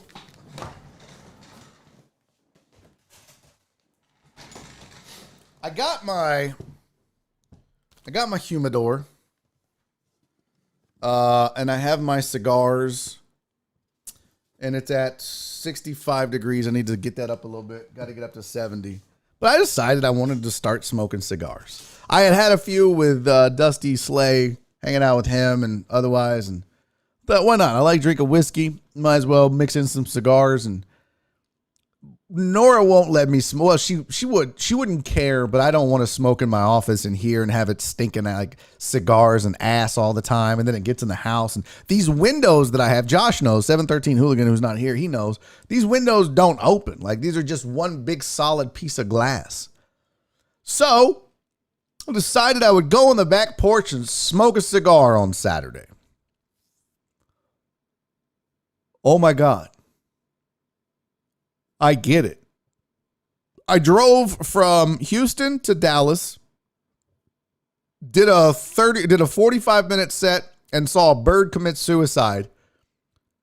So I drove for 4 hours, did a 45-minute set, and then drove back. I spent 8 hours driving to Dallas for a 45-minute set.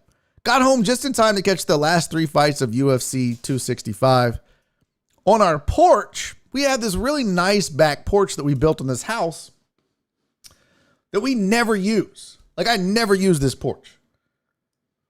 It's got ceiling fans and a TV, and I was like, you know what? I'm gonna go on the porch. I'm gonna smoke this cigar. I'm gonna drink some whiskey, and I'm gonna try to watch UFC, the rest of it. It was amazing. It was so relaxing. I don't know why I hadn't been doing this. And for those of you that have been doing this, I get it. My dad would do that. He's like, every night I go out there and I drink and I watch TV. I'm like, bro, that's fucking weird. Why? It's hot out there. I get it. It was like 9:30 at night. It's about 84 degrees, but you got the ceiling fan on and you got that nice cold whiskey. And for the first time, literally, you guys, for the first time in a year and a half, I was relaxed. I was legitimately relaxed. I mean, it felt, had like 3 whiskey and Cokes, and I did learn a lesson. I was making my whiskey and Coke. So we got that Sonic ice machine maker. It makes the Sonic ice. I love it, but that shit melts so fast. So I made a glass of whiskey. I used the Crown Black from the Decades, and I put some Sonic Ice in there, and then I'd pour some Diet Coke. And I wouldn't even get halfway through, and then some bitch, all the ice would be melted.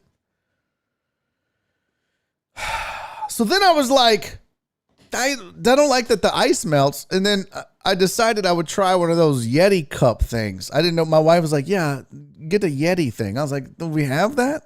She's like, yeah. And then I was like, to me, since I don't do this, I was like, oh, snap.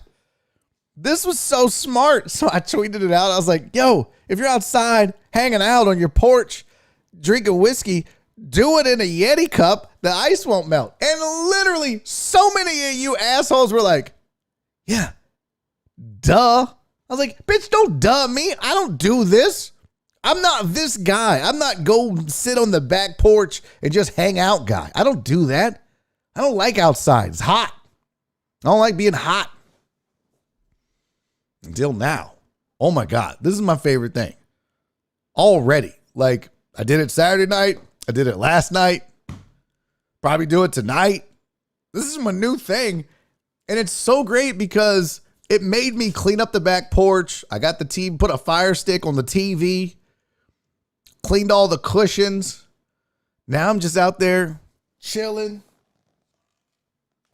Had my first, so I smoked, so my brother-in-law, Ray Lucio, had gotten me a couple of cigars. He got me this big egg cigar, which I'm going to try this, but I don't know. This looks like this thing has cancer. But this is going to be an interesting smoke for sure. But he also had gotten me a cigar that was a flavored cigar dipped in, what is it? Grand Marnier. Oh, that shit was good. That was the first one I smoked. John Wessing said that's a yam. And then I smoked one of these father's cigars that somebody told me to get. My father's cigars. Oh, Dusty Slay told me to get these. So this is the one I smoked. Yo, I'm loving this. You guys, I've never been so chilled out and relaxed. Now, obviously, the alcohol helps wind you down, but I mean, like smoking a cigar is a 45-minute to an hour investment in your time. And I'm not working. I'm not cutting videos. I'm not thinking about Barry on Deck or BiffNet or Sports Riot or comedy or bookers or videos or how many people are going to be in fantasy and are we going to have enough people to dance and please go to dance and are we like, it's amazing. So now I'm all on Nora's ass. I'm like, you need to get us a table and some bar stools. I'm ready to do it up big on the porch. I think I tweeted out a picture of the porch. But this is my back porch. Let's see here. It's a nice place to hang out. It really is. Let's see if you guys can see that. So that's my back porch. I need to sweep, obviously, but I turned around. So like all those, normally there's like a little coffee table that's in there, but yeah, that's where I was chilling the last couple of nights, watching TV, smoking cigars, drinking whiskey. Oh my God. First of all, I feel like an old man, but I get it. I get it now. I get it. Where was that? P. Jones said, do you inhale cigars like weed? No. Also, this is how nerdy I am. I can't tell you how many YouTube videos I've watched on cigars. Like, here's a pro tip if you do get into cigars. The guy was like, the way we know that you don't know shit about cigars when you go to a cigar shop is the first thing a noob does. They smell the cigar. Like, cigars don't smell, he said. And a lot of them will do that for the ones that are like still in the cellophane. They'll be like, bro, what are you smelling? It's in cellophane. What are you doing? So that's the first thing you learn. You learn how to cut it. You learn how to light it. I got me a torch. But yeah, you don't inhale cigars. That's the worst thing in the world. Don't inhale cigar smoke. It's definitely not something you inhale. I actually watched several videos on how to enjoy a cigar. And basically you let this, he said it's kind of like a wine tasting, this dude, where you put the wine in your mouth, you get the flavor of it, and then you spit it out. It's kind of the same thing with cigars. You get the smoke in your mouth and you exhale, you blow it out. You don't inhale it into your lungs, but I didn't know if you guys know this. I learned this, but the last, like, so you blow out about 90% of the smoke through your mouth, but the last 10% or so, you exhale through your nose. And the reason he said is because your nose has more taste receptors in it than your mouth. And I was like, okay, this guy's an idiot. He goes, think about it. You ever, when you were a kid and you ate something that you thought was gross, what'd you do? You held your nose. And you could literally eat an onion like an apple. And if you hold your nose, you don't taste it. I was like, so now I'm out there like a moron. I'm like concentrating on blowing smoke out of my nose. But I'm telling you what, I am in hog heaven. Relaxing. Oh, it's the best. I love it so much. Josh said, it's good to see that you're hanging outside. When I get to the house, I go straight to the garage and usually don't go inside the house until about 9. Dude, I'm like, okay, I get it. And it's August. I cannot wait until October, November. Football. What? I'm so excited. Oh, that's a good idea. Yeah. Me and Christopher Hart should do a whiskey and cigar pairing. I'd like that. Westling said taste is 80% smell. So if you smell a fart, you're tasting shit. I hate you, John Westling. I hate you so much. Pete Jones said, I'm definitely a cigar newbie. I would hit the cigar like a fat blunt. No, do not inhale. It's the worst. It's the absolute worst. But I'm telling you guys, I learned how, like, there's techniques on lighting them and how much to clip off the cap of the cigar. I have to learn all the lingo. Now I got to figure out, like, I don't really know. It's kind of like when we did the whiskey tasting. When a lot of us went there, we were like, what do you take? When we were picking out the Barry on Deck bottle of whiskey, which I cannot wait to sit on the back porch and drink my own whiskey and smoke a cigar. Now I got to find a cigar shop to make me a Barry on Deck cigar. Huh? Maybe they'll do, John Westling called this a yam. Maybe they'll let us do a Barry on Deck. I should put my logo on here, right? Just put my logo on that. But yeah, I don't know what I'm tasting, to be honest with you. I'm like, tastes like smoke. I don't know. I'm learning though. I'm learning.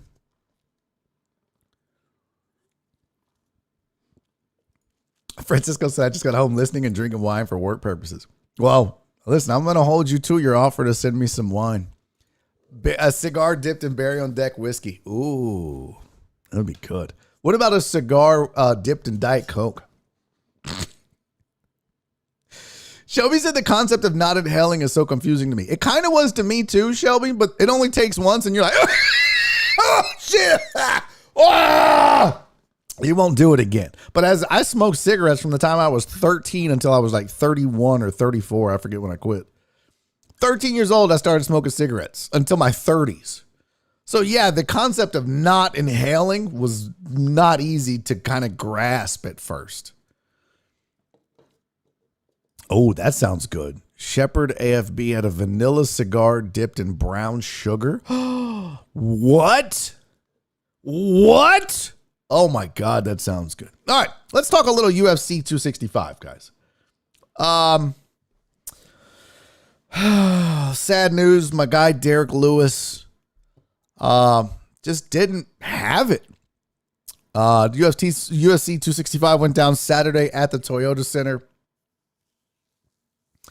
And obviously the big draw was Derek Lewis and Cyril Gane fighting for the interim heavyweight title. Francis Ngannou not taking the fight. Chuck, I see your question. I'll get to it in a second. I promise. I'm gonna add it to the queue. Make sure I did that right. Yeah. Okay. How do I get back to the? There we go. So. Let's talk about the fight. Let's just talk about what happened in the Derek Lewis fight. So one of the problems, and not really problems because he's had so much success, but one of the issues for a guy like Derek Lewis fighting a guy like Cyril Gane is, one, we knew going in, and we talked about it last week, that Gane was known to be a really good striker, and Derek is a dangerous striker. And his trainer, Bob Perez, is an amazing coach, and you can see the improvement in Derek and his footwork and his kicks and his defense and everything else. but it's still not at the level that Cyril Gahn was at. The other problem with Derek, and I tweeted out this, but if they let me make out his schedule for his next camp, I would spend 80% of that checking leg kicks. That has been the downfall for Derek, is that he's not good at checking those kicks. He just takes them and he takes them. And when that happens, not only does it slow you down, and Derek's a very methodical fighter. He's a very pick his spots fighter. He's not going to overwhelm you with a flurry of punches. But when you take a leg away, especially from a guy like Derek Lewis, you take away a lot of power. Power is in the hips. Power is in the legs. Power is in the feet. Power has nothing to do with upper body. Power has nothing to do with your arms. It is all from the waist down. That's where the power comes from in fighting. And Derek is no different. And if you work on those legs, if you're a skilled striker, and a southpaw presented problems, I thought, for Derek as well. But if I'm running this camp, and Bob Perez will crucify me for saying this because he's so much smarter than me. And they'll tell you, like, I'm not going to get Derek to do that stuff. Derek's going to do what he's going to do. He's had success his whole career. He's not going to change now. And I get it. But God, if he could just learn how to check, I would have him spend 80% of his time checking kicks. I would have him spending like 10% of his time stuffing takedowns, 5% working on his clinch work, and 5% working on striking. And I saw somebody, I don't know if it was truck driver Pookie or Alex, or I don't remember who it was, but somebody said, oh, he's got to work on his cardio. Listen, he's never had great cardio. It's not something you're going to get Derek to have is great cardio. It's just not going to happen. And that's why he's a more methodical fighter. I mean, when you watch a guy like Cyril Gahn or Jose Aldo, whoever you saw on that card, and they've got the cardio. Clay Guida, remember that dude? He never stopped, but he had the cardio to be able to do that. And that's just not Derek's game. But I don't think Derek's done, man. Listen, he's still young enough to make hay in the heavyweight division. He's still dangerous. And I promise you, there's not a lot of guys that want to get in the ring and mix it up with him. Even Cyril Gahn didn't want to mix it up with him. He fought a really smart fight. He was elusive in the pocket. He switched up his style. He switched up his movement, head movement. He employed the leg kicks. He threw his combos and got out of the pocket. He never let Derek get his hands on him and wrap him up and get him in the clinch. And when he did a great job of getting his back off the cage. It was a really good technical fight. And the scary thing is this dude is still learning. And he's a heavyweight, but he's not heavy, which means he's faster, but he still has power. He still has speed. He's technical. I'll be interested to see what his ground game looks like. That's going to be the interesting thing. If he comes up against a guy in the heavyweight division that's better than him on the ground, what's he going to do? I don't know. I want to see it. But I'm going to tell you right now, he's going to give some dude fits. Does that mean Francis Ngannou is going to knock him out? I don't know. I mean, Derek Lewis didn't. But Derek, for some reason, and I don't know if it was the moment, the city, the pressure, the game plan against him. I don't know what it was, but he just didn't seem like he was himself. He didn't pull the trigger, and it sucked because I really wanted him to win that title in his hometown and for the hometown fans. But you don't always get to write your own ending. But he'll be back. I'm not worried about Derek Lewis. People have counted him out his whole career, his entire career. Ever since I've been watching the dude from his very first fight, people have counted him out. And White Magic said Derek Lewis is Kimbo Slice, crazy hands, but that's it. Not really. And here's why, White Magic. Because he is so strong and he does have some technique. You just don't see it. You don't realize it. But that's one thing that you can't measure with Derek is his strength. You can be really good at jiu-jitsu. You can be really good at wrestling. There was a guy, I saw an article that this guy was talking about fighting Derek Lewis. And he's like, I had his back. I had his back. I had a choke. And at one point, he decided that he was going to stand up.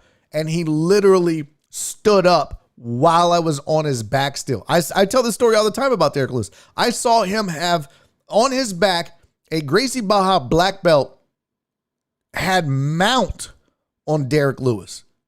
mount in an MMA fight for legacy locally here. I'm sitting cage side. I'm watching this dude. He's from Alaska. He trained under Sam Hoger. But I'm watching Ricky something. I'm watching this black belt. And this is before Derek became who he is. And he never really had a ground game. And you're thinking, oh God, if a black belt has mount, you're done. No, because Derek with a black belt mounted on his chest, punching him in the face, Derek just decides, I'm ready to stand up, and literally picks the dude up and throws him off of him, stands up and finishes the fight and wins.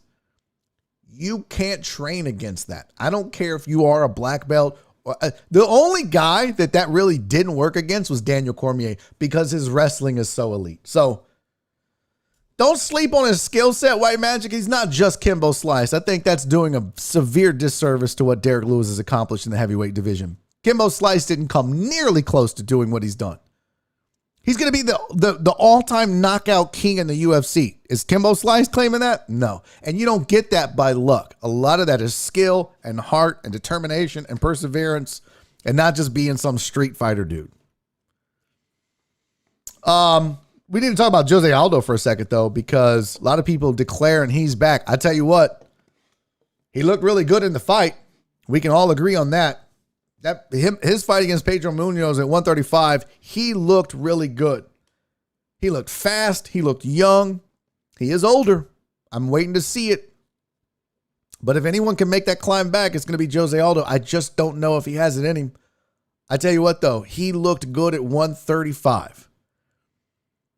That third round, wow. The way he let his hands go, the combinations that he threw, the way he threw them, that was impressive. And that was round 3, not round 1. And when you're thinking guys older, maybe washed up, like some people were suggesting with Jose Aldo. By the way, I just for everybody, so when you see it, it's Jose, not Jose. A lot of people, because it's Jose, call it Jose. He's Brazilian, and so you pronounce the J. Jose Aldo. So I was impressed. You know, I don't think he's a serious threat for a title belt, but I think he'll get a shot.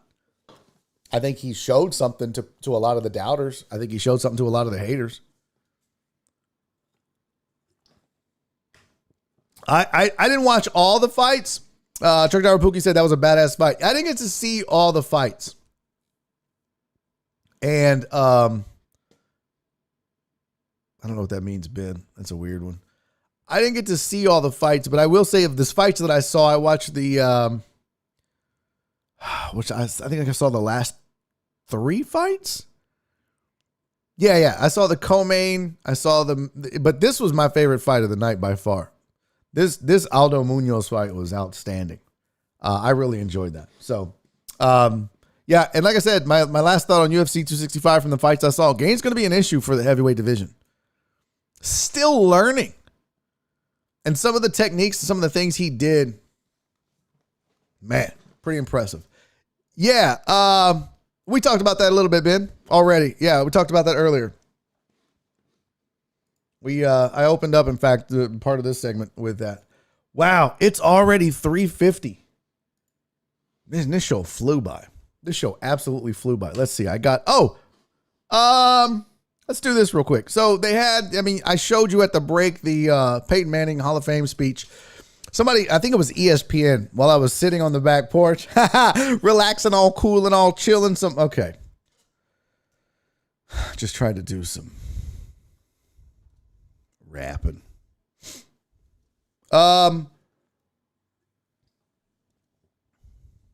Yeah, see, Billy, I missed that one.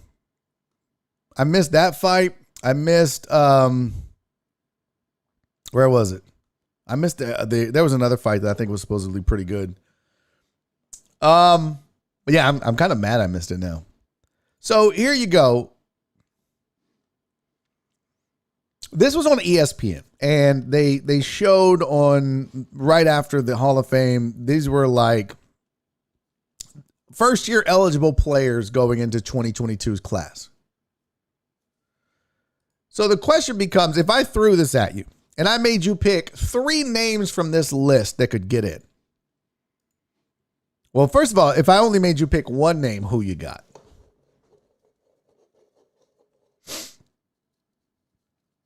I'd be interested to see who you guys would pick. I think there's a name that's getting slept on in here. Actually, I think there's two names getting slept on in here. But I'll say this. Let me do this real quick. Boop. Boop. That's better. Now I can talk to you guys and see you. So you got DeMarcus Ware, which I'm covering with my little stupid face. Vince Wilfork, Mario Williams, Robert Mathis, Steve Smith, Anquan Bolden, Andre Johnson, and Tony Romo. If I made you pick three names, who you going with? I think the most obvious pick on this list is Andre Johnson. That's just my opinion. The second pick on this list would be Steve Smith for me.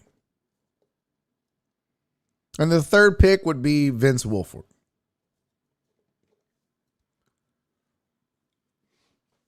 But now that is just me based on watching these guys. I'm curious to see if I looked up, let's see, wide receiver yards all time. I'm curious where Steve Smith ranks amongst these folks. So this is the football database. What? Oh, I swear, these people and their aversion to pop-up blockers. Kiss my ass. All right, I'm going to pull this up on my screen because we're going to see where these guys rank together. Because I really don't know. I haven't it's not like I looked this up myself or anything. But I'm going to pull this up and we will take a gander together. So let me get over here to my scenes and go here. Okay. So hold on, let me. What the hell? That's a weird thing. There we go. Okay. So now let's see where this remote belongs in a Desperate Housewives, not Hall of Fame. And then Cece's going to time him out. So here we go. You can see Andre Johnson is 11th all-time in receiving yards. Right there. Anquan Bolden is 14 all-time in receiving yards. Where is Steve Smith on this list? Boy, I really thought he would be a lot better off. Oh, there he is. My bad. 8. So Steve Smith has more receiving yards than Andre Johnson and Anquan Bolden. If we sort by catches, let's see here. Rushing, receiving yard. Or where's receiving? Receptions. Here we go. Rushing attempts, receptions. It's Rice, Fitzgerald, Gonzalez, Witten, Harris, Carter, Brown, Owens, Anquan Bolden is 9. Andre Johnson is 11. Steve Smith is 12. So 1,031, 1,062, and 1,076. So he has less receptions than the other guys, but he has more receiving yards than the other guys does Steve Smith. And that's a name that I didn't see getting used a lot. That's a name that I didn't see being thrown around a lot. I want to see, now let's see receiving touchdowns. Receiving yards, rushing touchdowns, receptions, touchdown receptions. There we go. So this we know Andre Johnson's not going to have a lot of. Through some fault of his own. Harrison, Gates, Gonzalez, Brown, Largent, Hudson, Bruce, Maynard, Reed, Gronkowski, Calvin Johnson. Anquan Bolden is 25 with, where's the number at? What the hell? Get out of here, you stupid ass. How come I can't scroll? Well, that really sucks.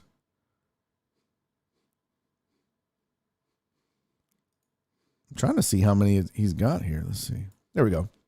So can y'all see that on your screen? Okay. Yeah. So Steve Smith has 81 touchdowns.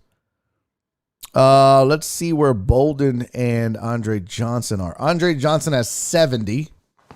Did I miss Anquan Bolden on here? Bolden.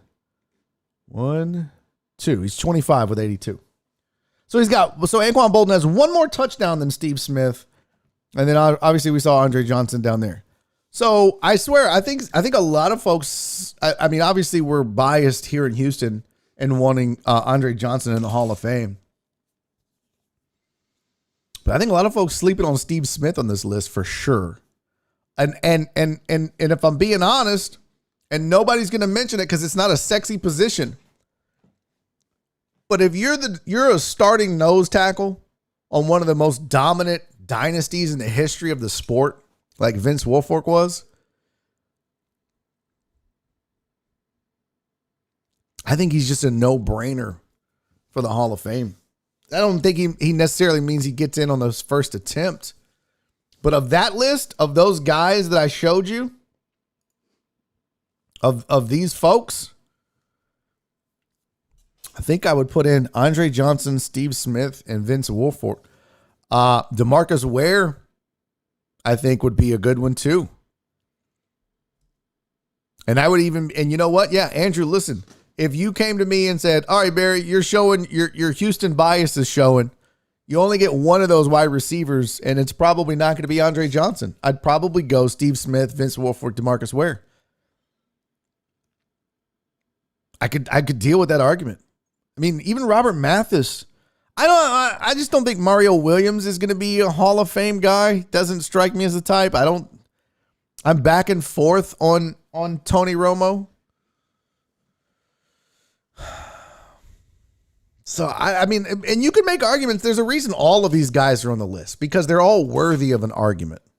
And I would have to go back and look at statistics for Mathis and Williams and even Romo to a certain degree.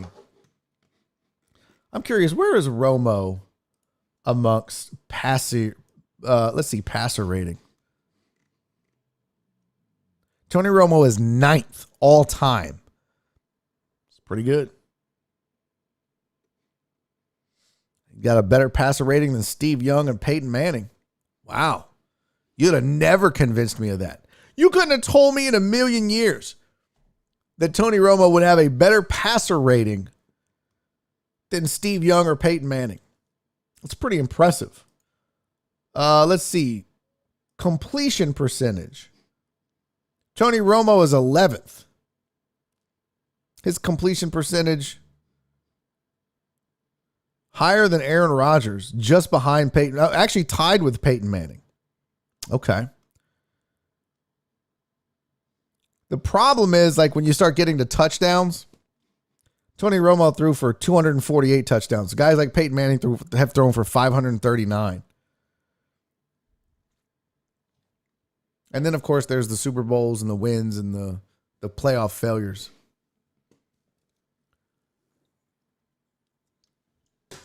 That's going to be an interesting first-year class, though. Arguments to be made for everybody, no doubt. And I'm going to make the argument that it's time to bounce. Hey, thank you all for being here. That show flew by. This is 3:59 already. Got to do my reads today, but we were a little preoccupied. But I can tell you, Barry on Deck brought to you by the AP Law Group. If you've been injured in an accident, some dummy got his insurance company on you and it was his fault, don't sweat it. They got you. 713-913-GO-AP or check them out online, aplawgroup.com. Yo! Thanks for hanging with me. It's good to see some of your faces I hadn't seen in a while. Welcome back, bitches. Hopefully you'll stick around. We'll have some fun. Well, till tomorrow, when I'm going to be joined by Christopher Hart for Two Fancy Guys Tuesday. Have a good night. Do me 3 favors until I see you tomorrow. Be safe. Be kind. And most importantly, love each other. Thanks for being here. See you tomorrow.